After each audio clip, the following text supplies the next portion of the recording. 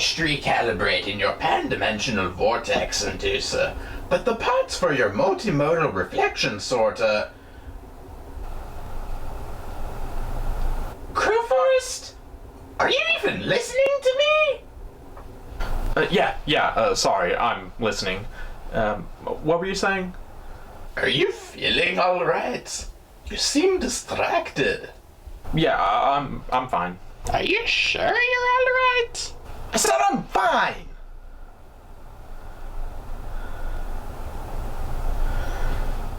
Hello and welcome to Crowforest Reviews. This is Freemium Isn't Free. So we start out, big shock, in the school. Kyle is walking down the corridor when he's pulled aside by Jimmy. There's a new Terrence and Phillip mobile game, and the most unbelievable part, it's totally free. So Kyle and Butters try out the mobile gaming app. You buy 200 Canadian coins for 49 cents. It's still stupid, and now I paid 49 cents for it. But they decide that it's just kind of dumb and really not their thing. Who makes this crap? So cut over to who made the thing. Apparently, the Prince of Canada and the Minister of Mobile Gaming are working together to create the game. But Terrence and Phillip, the celebrities whom the game is based on, are not happy about the use of their image in the game. Moreover, they call the Minister and the Prince on the bullshit of the game being free. If you charge 40 cents here and 50 cents there, then it's not free. Alarmed by Terrence and Phillip's ability to see through their facade, the Minister and the Prince decide to come clean, and they reveal their whole plan in the form of a slideshow, hoping that by doing so, Terrence and Phillip will be convinced of the good they're doing for Canada. If you pay for incentives, you're rewarded. Freemium. The mium is Latin for not really.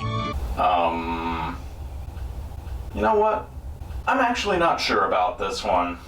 Better ask an expert. So, is mium Latin for not really? No. Well, there you have it. Straight from an ink list.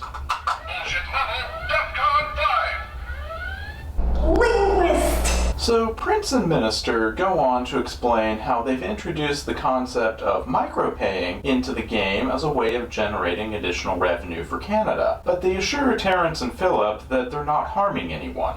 Cut to one of their victims who's most definitely being harmed by them. Can you explain to us how you managed to spend $489 on a mobile app? Randy Marsh is furious at his son Stan for having spent so much on a mobile gaming app, and he laments to his wife Sharon about how Stan has become an addict. He's got total addiction tendencies. So cut back to our Canadian businessmen. Can't the game hidden inside the charade at least be fun? If the game was too fun, then there would be no reason to micropay in order to make it more fun. That's just diabolical. Prime Minister of Canada is an evil genius. So cut back to Stan, still playing the game. You missed school today? What? He missed school? For a mobile gaming app? Kid, you have problems. So anyway, Kyle, Kenny, and Cartman eventually figure out that Jimmy is the one who pushed the game onto all of them. So it turns out, Jimmy has never actually played the game. He just distributes it, being on the Prime Minister's payroll. So cut back over to said Prime Minister. Everything seems to be going just fine until Terrence and Phillip come back in, demanding once more that the games be taken off the markets. It seems dishonest, and we have a brand to protect.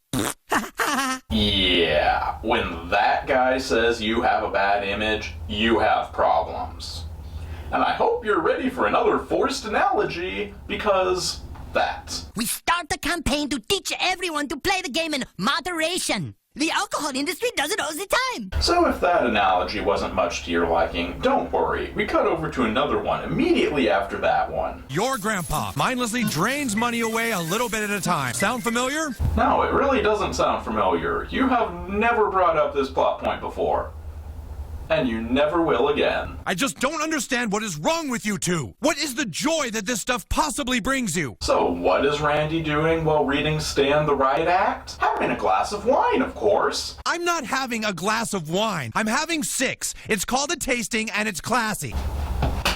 Dad, I'm not addicted. I can stop. Yeah, and if he stops, I'll stop. And if you two stop, then we won't have a problem anymore. Randy still won't stop himself, but, well, he doesn't see that he has a problem. So cut back to the Prime Minister's house, where Terrence and Philip have once again burst in to confront the Minister of Mobile Gaming. When they accuse him of deliberately preying on addicts to make money, he gives them an amended slideshow. It's all about finding the heaviest users and extracting the most amount of cash from them. That, good sir, is what you call a dick move. So cut back to Stan. Following Jimmy's advice, Stan decides to turn to a higher power to help him with his addiction problems. And since this is South Park, the higher power is, of course, the devil. I can't argue with that. To explain the darkness of the human soul. So you've got dopamine. That's the chemical that gets released in your brain. And so the devil continues to give Stan what is actually some pretty good information on how to deal with addiction. I mean, considering he's the devil. So cut back to the Minister of Mobile Gaming, continuing to give his amended slideshow, once again drawing a parallel to the alcohol industry. Oh, I'm much worse than the devil. I'm the Canadian devil. I guess I should really have seen that coming. So cut back to the genetics lesson with the devil. Not the Canadian devil, mind you, just the regular devil. So basically, the genes you got from your dad make you more likely to have trouble. The devil picks up the game to see what it's all about, but he's not impressed with the design, and he wonders how anyone could become addicted to something so stupid. Who put this out? Canada? Oh, that son of a bitch. So, pissed off at the Canadian devil, the actual devil decides it's high time he pays a visit to Canada to set things straight. But there's just one thing he needs to do first. I'm gonna need to borrow your soul real quick, kid. Is that alright? Okay. Wait a minute. Why? Wouldn't it be easier to travel without a human body? Also, Stan agreed to that way too quickly.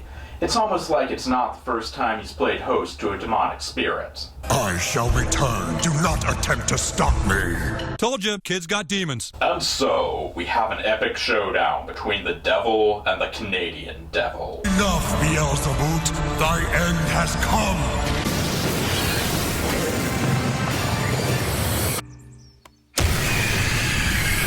Well, that was abrupt. So, what forced moral are we going to force out in the last minute? When you get involved with Freemium Gaming, you are making a deal with the Canadian devil. Sure, that'll work. Are you sure you're alright? I am a doctor, you know. I can tell when you're not alright. I don't know. I've just been really distracted lately. Been having these really weird dreams lately. Recurring dreams? Well, no, not exactly anyway. The setting is always the same, and from what I can tell, the action seems to always be the same, but it's always from different angles. Sounds like a pretty standard editor's nightmare to me. Oh, shut up. You're no help at all.